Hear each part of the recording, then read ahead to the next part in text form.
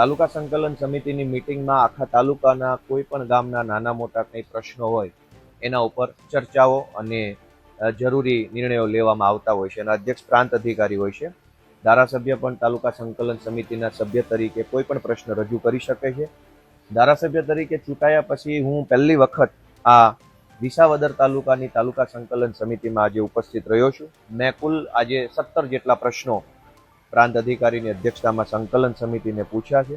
આ સંકલન સમિતિની અંદર બધા જ વિભાગના અધિકારીઓ ત્યાં અધિકારી પોતે અથવા એના પ્રતિનિધિ હાજર હોય છે. જેમાં જંગલ હોય, પાણી પુરવઠા હોય, પંચાયત હોય, રેવન્યુ હોય, વન વિભાગ હોય, કંઈ પણ હોય, બધું હાજર હોય. તો આમાં જે મહત્વના પ્રશ્નો બાબતે જે ચર્ચા કરી છે એમાં એક તો મિયાવડલા ગામના લોકોને રતાંગ ગામે અનાજ લેવા જવું પડે છે. અને મારો પ્રશ્ન એવો હતો કે ચોમાસામાં રોડ તૂટેલા હોય છે, મહિલાઓએ અને વૃદ્ધોએ બીજા ગામમાં અનાજ લેવા માટે જવામાં ઘણી તકલીફ પડે છે અને સુરક્ષાના પ્રશ્નો આવે મહિલાના. તો મિયાવડલા ગામના લોકોને રતાંગ ગામે અનાજ લેવા ન જવું પડે, અથવા આવા જે ગામો હોય, એવું નથી કે ખાલી મિયાવડલા રતાંગ, અનેક ગામડા એવા છે જેને બીજા ગામમાં અનાજ લેવા જવું પડે છે. તો મહિલાઓ, વૃદ્ધો અને ખરાબ રોડ રસ્તા ત્રણેય પરિબળો ધ્યાનમાં લઈ તમામ ગામોની અંદર બીજા ગામમાં અનાજ લેવા જવું ન પડે એ માટે બ્રાન્ચ ફાળવવી અથવા તો મોબાઈલ ડિલિવરી વાનની વ્યવસ્થા કરવા બાબતે આજે મેં પ્રશ્ન રજૂ કર્યો છે પ્રાંત સમક્ષ સંકલન સમિતિની મિટિંગમાં. દાદર ગામથી ઈશ્વરિયા ગીર સુધી જાહેર માર્ગમાં દાદર નદી ઉપરનો પુલ જે છે એ 5 વર્ષથી તૂટેલી હાલતમાં છે અને ચોમાસામાં રસ્તો બંધ થઈ જાય છે અને ગામ સંપર્ક વિહોણું થઈ જાય છે. તો આ રસ્તો પણ બને એ બાબત માટે મેં રજૂઆત કરી છે કે આ પુલ બનાવવા માટેની શું યોજના છે. જેમાં ચર્ચા દરમિયાન એવું આવ્યું કે પુલ થોડોક સાઇઝ એની મોટી છે એટલે ધારાસભ્યની ગ્રાન્ટમાંથી કે એટીવીટીની ગ્રાન્ટમાંથી બની શકે એમ નથી.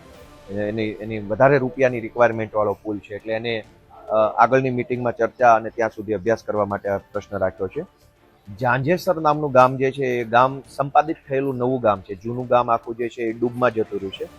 નવું જે ઝાંઝેસર ગામ બનાવ્યું છે આ ગામમાં ઘણા બધા વ્યક્તિઓને પોતાનો પ્લોટ ફાળવ્યો એની સનદ નથી મળી અને આ ગામના પ્લોટની વિગત જે છે ગામ નમૂના નંબર 2માં ઉમેરવામાં નથી આવી. આ પ્રશ્ન પણ રજૂ કર્યો છે જે બાબતે અભ્યાસ કરીને, કેમ કે આ જળ સંપત્તિ વિભાગ જે છે પાણી પુરવઠા વિભાગ દ્વારા સંપાદિત કરવામાં આવ્યું છે એટલા માટે.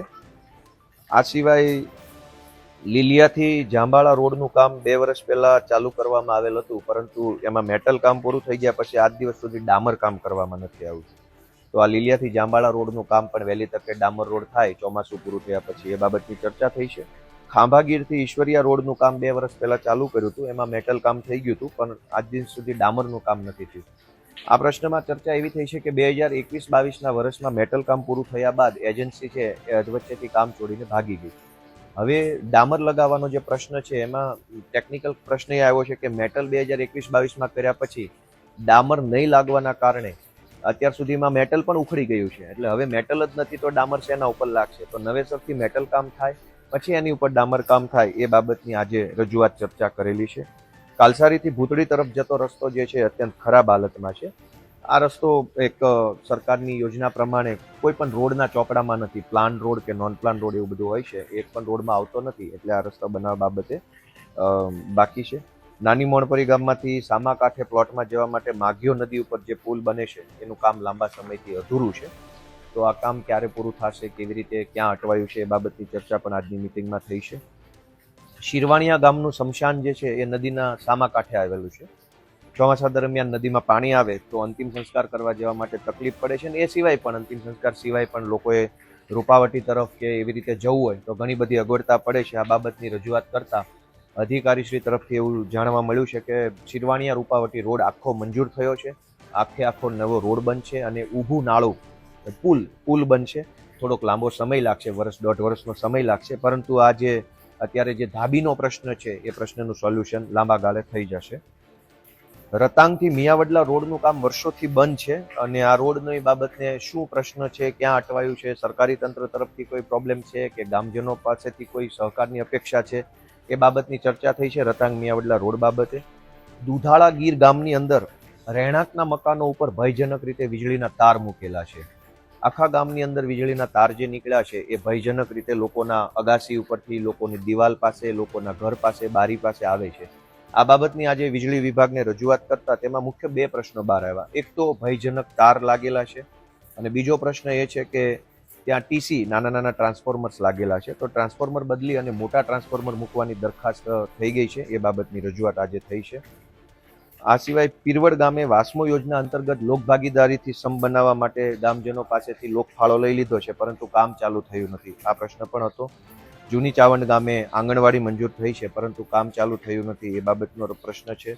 મોટી મોણપરીથી સરસઈ ગામનો રસ્તો મંજૂર થયો છે, પણ આજ દિવસ સુધી બન્યો નથી. તો એના શું શું કારણો છે, ક્યાં અટવાયું છે, એની પણ ઊંડાણપૂર્વક ચર્ચા થઈ છે. રબારિકાથી વિસાવદરનો રોડ જે છે એ ખૂબ સાંકડો છે. રોડની બંને સાઈડ કેનાલ છે, કેનાલ ઊંડી થતી જાય છે, માટી ધોવાતી જાય છે, એના કારણે તકલીફ પડી રહી છે. આ બાબતની પણ ચર્ચા કરી હતી. અને આ સિવાય અન્ય સામાન્ય જે કંઈ પ્રશ્નો હોય એની ચર્ચા આજે તાલુકા સંકલન સમિતિની બેઠકમાં વિસાવદરના પ્રાંત અધિકારીની અધ્યક્ષતામાં થઈ છે. ખૂબ પોઝિટિવ માહોલમાં, ખૂબ જ